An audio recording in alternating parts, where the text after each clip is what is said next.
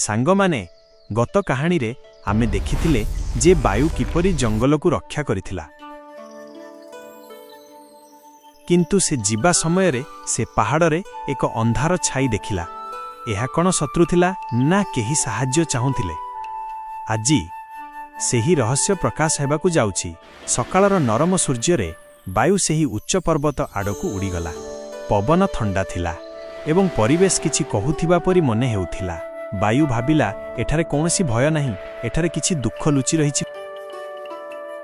हठात पुणी सेही अंधार छाई देखागला, किंतु एथर एहा थरी उठिथिला।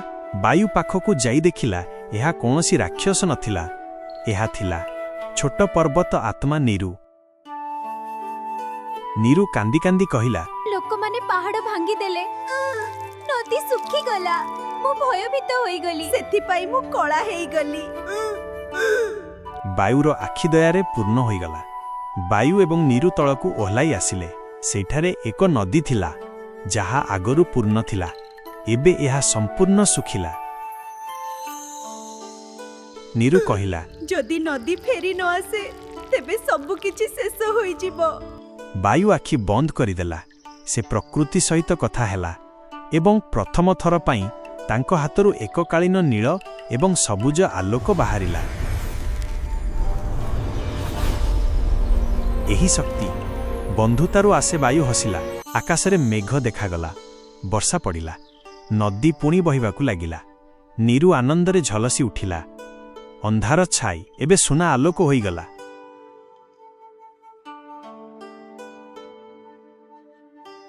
गाँ लोक पहाड़ पाखकू आसिले।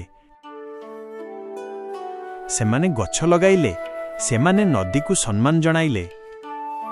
पिलामाने नीरुकू सेमानंकर बंधु कले। आकाशरे उड़ुथिबा वायु कहिले, जेतेबेले आमे प्रकृति सहित बंधुता करू सेतेबेले कौनसी छाई भयंकर हेई न थाए। हाय नीरू हसिला। पिलामाने ताली मारिबाकू लागिले एवं बंधु माने मने रखंतु भय पछरे प्रायतः जणे बंधु लुचि रही थाए। किए जाने परवर्ती समय रे वायु काहाकू रक्षा करिवो।